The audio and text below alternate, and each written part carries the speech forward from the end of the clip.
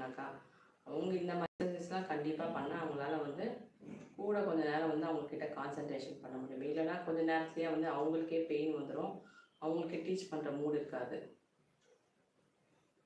So நானே என் பையனுக்கெலாம் teach பண்ணால் கண்டினியூஸாக 2 ஹவர் 3 ஹவர் உட்காருவேன். பட் நான் உட்காந்து கான்சன்ட்ரேஷன் பண்ணாமல் அவர் நடுவில் பிரேக் எடுத்துப்பார். ½ அன் ஹவருக்கு ஒரு வாட்டி பிரேக்குன்னு. ஸோ ஒன்றும் செய்ய முடியாது, பசங்களுக்கு வந்து அவ்வளோ நேரம் உட்கார வைக்க முடியாதுல்ல. அதனால் வந்து நம்ம வந்து கொஞ்சம் ஸ்ட்ராங்காக இருக்கணும். 4 டைம்ஸ் பண்ணியாச்சு, 5th டைம்.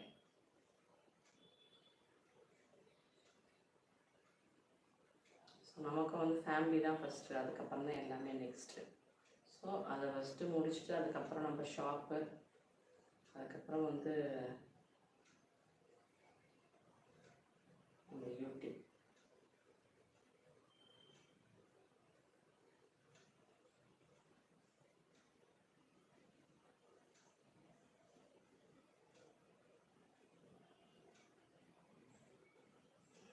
எஸ் 5 டைம் முடிச்சாச்சு. இது முடிஞ்சிச்சு. இதுக்கப்புறம் வந்து சிம்பிளான ஒரு எக்ஸசைஸ் முடிச்சுட்டு ரெண்டு பண்ணிடலாம். ஸோ நம்மளோட பிரெஸ்ட் லிஃப்ட் ஆகிறதுக்கும் நம்மளோட பைசப் வந்து, ஸோ என்னோடய பைசப்பும் குண்டாக தான் இருக்குது. தூரமாக பார்த்தா ஒல்லியாக தெரியும், கிட்ட பார்த்தா குண்டாக தெரியும். ஸோ அதனால் இது வந்து ஷேப் நல்லா கொஞ்சம் தின் பண்ணுறதுக்கும் இந்த எக்ஸசைஸ் வந்து ரொம்ப பெனிஃபிட்டாக இருக்கும். ஒரு 30 டைம்ஸ், ஏன்னா ரொம்ப ஈஸியான எக்ஸசைஸ் தான். ஒரு 30 டைம்ஸ் பண்ணுறதுல எந்த தப்பும் கிடையாது. நான் 30 டைம்ஸ் பண்ண போகிறேன்.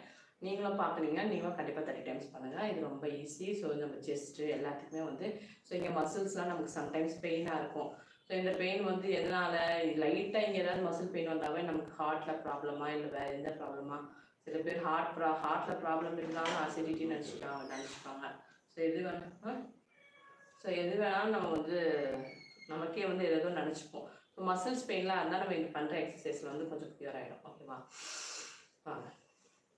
1 2 3 4 5 6 7 8 9 10 11 12. இப்படி படுப்போம். 12 வகை போய் படுப்போம். 13 14 15 16 17 18 19 20. Okay, 21 22 23 24 25 26 27 28 29 30. ஸோ இந்த எக்ஸசைஸ்லாம் நம்ம சின்ன வயசுலேருந்தே வந்து ஸ்கூல் படிக்கும் போதுலேருந்து இப்படி கையை வச்சு இப்படி சொல்லி தருவாங்க. 1 இப்படி சொல்லி தருவாங்க. ஸோ நம்ம இப்படி வச்சுட்டு ஹோல்டிங்க்கு இன்னும் கம்ஃபர்டபுளாக இருக்கிற மாதிரி பண்ணுறோம். ஸோ இதெல்லாம் வந்து ரொம்ப யூஸ்ஃபுல்லான எக்ஸசைஸு. கண்டிப்பாக வந்து நான் வந்து நின்றுட்டே எல்லா எக்ஸசைஸ் பண்ணாமல் நம்ம வந்து உட்காந்துட்டு கொஞ்சம் கம்ஃபர்டபுளாக பண்ணிகிட்ருக்கோம். ஸோ இது இவ்வளோ கம்மியாக கூட பண்ணலன்னா வந்து நம்ம பாடி வந்து ஆக்டிவேட்டாகவே இருக்காது.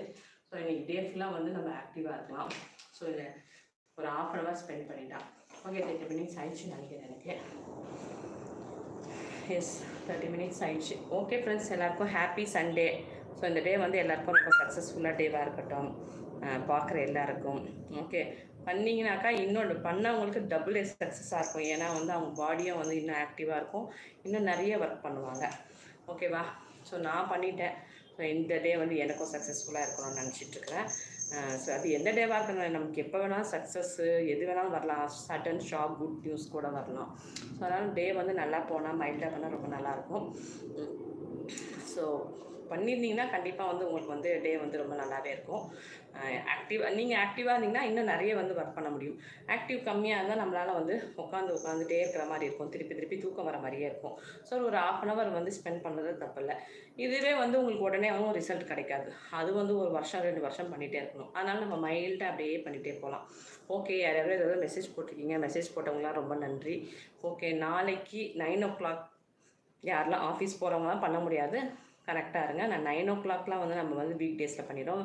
இன்றைக்கி வீக்கெண்டு அப்படின்றதால தான் நம்ம லேட்டாக ஸ்டார்ட் பண்ணோம்.